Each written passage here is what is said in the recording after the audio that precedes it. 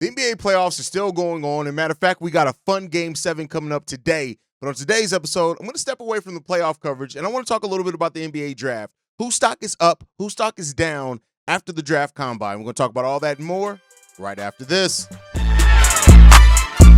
to the number one place for your daily basketball news and analysis, NBA Central. What's going on, basketball fans? Welcome to another episode of NBA Central, your number one spot for everything basketball related. I'm the host, Hayes, but more importantly, you guys can follow the channel at NBA Central Pod on every social media platform we happen to be on. With that said, let's go and get into this content today, y'all. I want to talk about the players whose stock are up and down after the draft combine. I think we'd be remiss to start with anybody else other than Cedric Coward. This was a guy who, coming into the draft combine, was slated to be a second-round pick. And then when you hear the way that people were talking about him, right? Like, it was even said that, teams were hesitant to talk about Cedric Coward because they felt like, hey, they could be on to something. And now he's gone from being a projected second-round pick to some mocks have him going in the lottery. Now, I don't know if I think he's going to eventually go in the lottery. He may go right outside the lottery, but do not be surprised at all if Cedric Coward ends up being somebody that's drafted in the lottery. A little bit on the older side when it comes down to it, right? Was slated to transfer to Duke, but now he's probably going to stay in the NBA draft. He measures at 6'5" without shoes, 7'2" wingspan, 213 pounds. The positional versatility that he's going to bring, as well as the defensive upside that he has as well, right? This is a guy who's going to be able to block shots, get offensive rebounds, start the fast break, get deflections when it comes down to it as well. The agility drills and things like that. He's going to be able to guard multiple positions, and he has some offensive upside as well. If he goes into a team with like a motion-based offense, he's going to be really good. And Cedric Coward, if this is a guy that you are not familiar with, I think you should start getting familiar with. The next guy up, now this guy who's still probably going to go maybe second round, lower first round, but coming into this draft process, he was slated as just a second round pick, but that's Drake Powell out of North Carolina. The shooting guard / small forward, 6'5", he measured without shoes, 7-foot wingspan, 200 pounds. When you look at the 43 max vertical that he marked, right, which was one of the top marks in that one, what he did in the agility drills, all that type of thing, he's a prototype of a modern style wing, and it's going to be a player that I think a lot of people are going to like in this draft. He's going to be able to guard multiple positions. When you look at positionless basketball and how we're going into that, his ability to guard maybe 1 through 3, maybe 1 through 4 is maybe what he's going to be able to, depending on how much strength that he puts on with that 7-foot wingspan. What he's going to bring in rebounding as well, the agility, the lob threat that he can turn into. Cedric Powell is a player that's definitely going to be rising up some mocks over the next couple of weeks as well.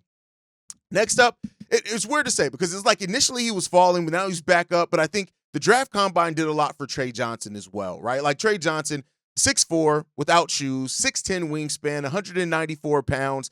Everything shooting-wise, this kid can do. Great coming off the screens, great pull-up shooter when it comes down to that as well. This is going to be a guy who's really going to excel as a shooter right away if he's going to have that. He's going to have some issues dealing with some physicality, especially at 190 pounds. But I think when you look at his frame, he could put on some weight. I don't know if he's ever going to put on a whole lot of weight, but he can definitely put on some weight. But Trey Johnson, a player that after initially dropping, I think is going back up on some draft boards as well.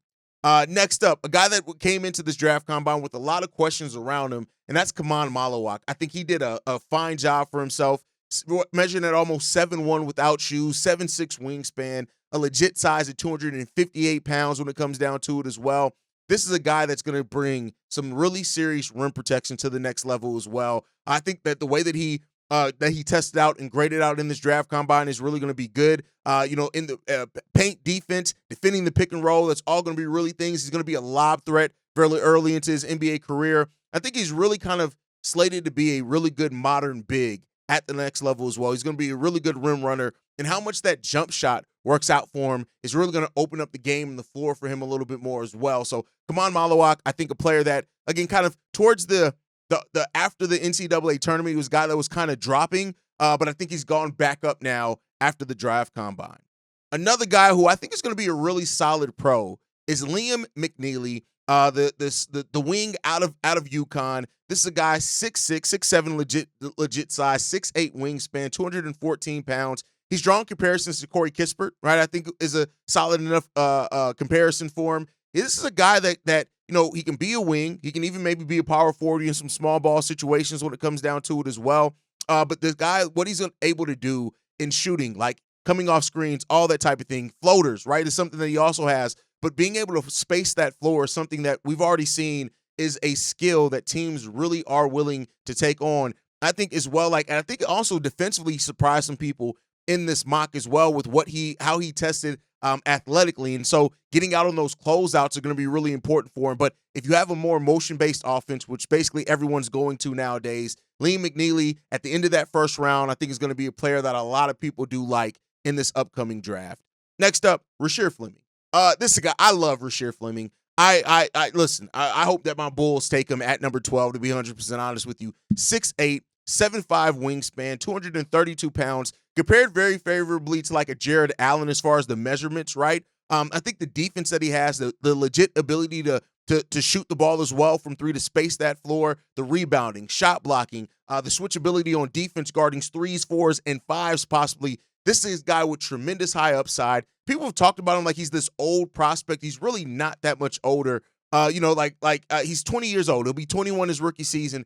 Yeah, that's a little older than some of the guys that are slated to go before him. But I think people are going to take a long, hard look at Rasheer Felming even in that lottery. And I think if he goes right outside the lottery, that's going to be really good for him as well. The last guy that I think was a great riser, and another guy I like a lot too, is Thomas Sorber. A legit 6'9" without shoes. So that puts him in about 6'10" with shoes. 7'6" wingspan. 268 pounds legit, right? And what he's going to bring, 2 blocks per game in college. He's going to bring that legit shot blocking ability and rim protection right away. His ability in pick and roll situations to recover, whether he switched on the guard or whatever else, to use his length is really smart as well. He's going to be a rim finisher. He's going to be a lob threat as well. But let's not forget, Thomas Sorber has some serious back to the basket skills as well. That's growing in there for him. So I think he's shown that he has the length, he has the size, he has the strength as well to overcompensate for being a bit of an undersized center at the next level. I think that was one of the questions for him.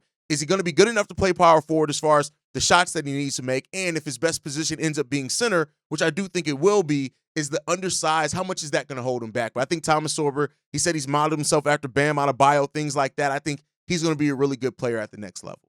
But with all the positive, that also brings some negatives. You got to talk about players whose stock is definitely down after the draft combine. And one of the first guys that we got to talk about is one of the guys who, coming out of the NCAA tournament, had tons of buzz around him, and that's Derik Queen. His athleticism numbers were some of the worst that was graded in the draft combine in the last 5 years, if not more, right? And because of that, of course, there are going to be people that go over those mechanics and looks at those things and ask themselves, what is he going to be? He doesn't really have the size nor the wingspan. Typically, if you're going to be a 6'9" center, which he measured without shoes, you need to be able to have an over 7-foot wingspan. And he barely does have that at basically 7 feet as far as the wingspan. He 247 pounds, but there's questions about his ability to provide on-ball defense, his ability to rim protect as a below-the-rim center, and defend in space, which you try to get centers out in space to force them to defend there. So there's going to be some questions there's around Derik Queen. But I like to think that looking and watching him play basketball, the eye test got to matter in some point of that as well. But I do think after the draft combine, his case is hurt just slightly. Another player that's also, I think, hurt by size and some other things, as well as the lack of athleticism, is Jace Richardson out of Michigan State. This is another guy that, some people had going maybe even above Trey Johnson in some cases, rising up there. But I think when it comes down to it, man, he's below the size that you want for him at his position at 6 feet tall. He does have a 6'6" wingspan where it's there, but his best potential is probably at a combo guard unless you look at Jace Richardson and you see the next Jalen Brunson. You're going to have to take a long, hard decision on if he's going to be there. He doesn't have the level of athleticism that typically if you want from an undersized guard, and the lack of length in the half court is going to hold him back a little bit too. But I still like this kid. I still think he can be a secondary ball handler for you for sure. It just really depends on how you look at him. 178 pounds as well. This is a small guard overall, but we've seen small guards succeed before too. So we'll see what happens there. Another guy whose stock was hurt a little bit is Ace Bailey. Now, I still think Ace Bailey is going to go in the top 5 of this draft. No questions about it. He measured at 6'7" when it came down to it. Keep in mind, he was listed at 6'10" before the draft combine. So, that's what it is when it comes down to it, man. He's a little bit undersized. I still think he has legit wing size, though, at the NBA level, right? He's just not going to be a combo forward. He's more so going to be a wing, and I think that's going to be perfectly fine. Now, the switchability defensively is what you're going to have to ask from there. But I think you've seen enough from Ace Bailey defensively as well that you look at it and you're like, there's always going to be a question there, right? So we'll see what happens there. He's going to have to put on some weight at the next level. But Ace Bailey, because of his draft combine measurements and some of the other things, has definitely gone down considerably in this year's draft combine. Another player that I think is like a mix between his risen some but fallen at the same time is Danny Wolf, right? Heralded as a legit 7-footer. He measured without shoes at 6'10 and a half, so puts him more at 6'11, which really isn't that much. We're talking about a lot of 6'9 centers in this draft, so still brings him. He has a 7'2 wingspan, 258 pounds, but the quickness and athleticism testing did him no favors. He graded out his average, so not like as bad as Derik Queen per se, but because it was already a question mark around his ability to switch at the next level, there's some questions there. Now, the rim protection. I do think he is going to provide some rim protection because of his size surely alone, right? He's drawn some comparisons like Luke Cornett, stuff like that, but I think he's going to be better than that overall. But I think his pick and pop, what he does scoring-wise is always going to be the thing there. He can score out the pick and roll. He can score out the pick and pop. He can stretch the floor a little bit. He can handle the ball some. He can pass really well. So there's still tons to love about Danny Wolf as far as offensively. The question is that how much that defense is going to hurt his draft stock. And that's what a lot of teams are going to be asking about him around the NBA as well. And then one of the players that has dropped the most in this is Colin Murray Boyles. Now, on the last day of the draft combine, reportedly he did some things to definitely help himself in those workouts, in those 5-and-5s. But the guy registered at 6'6 and a half without shoes, 7-foot wingspan.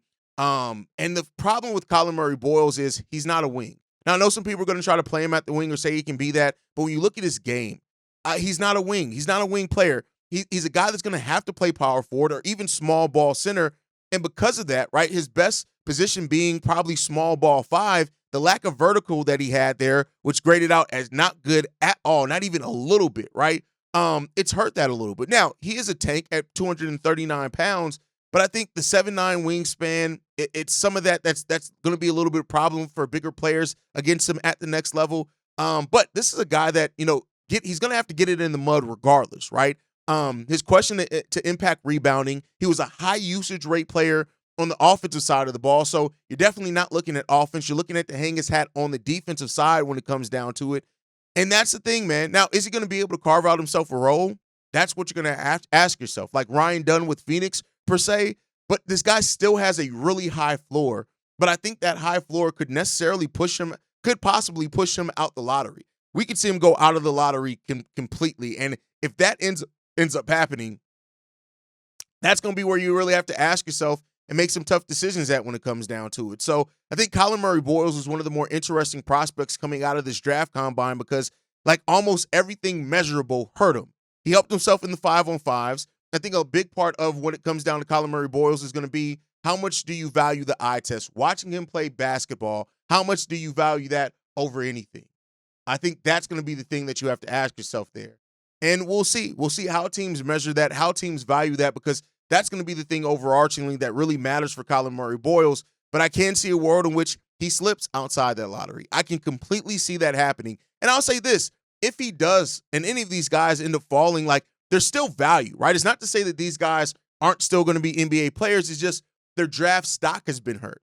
But I think that could help some teams. Like, if you get these guys lower on, especially Derik Queen, like if Derik Queen falls to 10, 11, 12, past that, like you're talking about getting amazing value out of a player that has shown that he has the grittiness, the dog mentality, all that type. And maybe the same thing with Colin Murray Boyles. Now, he's one of the guys I'm lower on in this draft overall, but listen, there's not to be said that there isn't still value, especially defensively from him, depending on where you get him at. So I think you got to watch out for all these things. Again, this is just kind of the first onset of it. We're going to see several players go up and down when personal workouts and all those things happen with teams. So keep an eye out on that. We'll keep you guys informed on that here at NBA Central, aka Six Man Shenanigans. We'll keep covering it and monitoring it. But I think overall, like, just keep watching it, man. This draft process is always fun. It's always fun to watch the NBA draft and to see who rises and falls for people who really like to pay attention to that.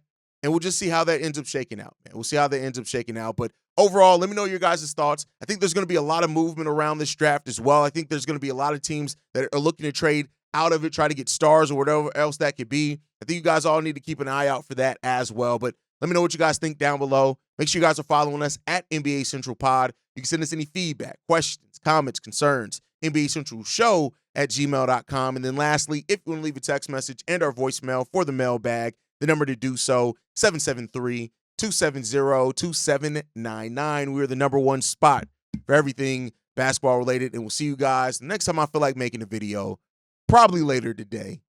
Peace, y'all. This has been a presentation of the Breaks Media.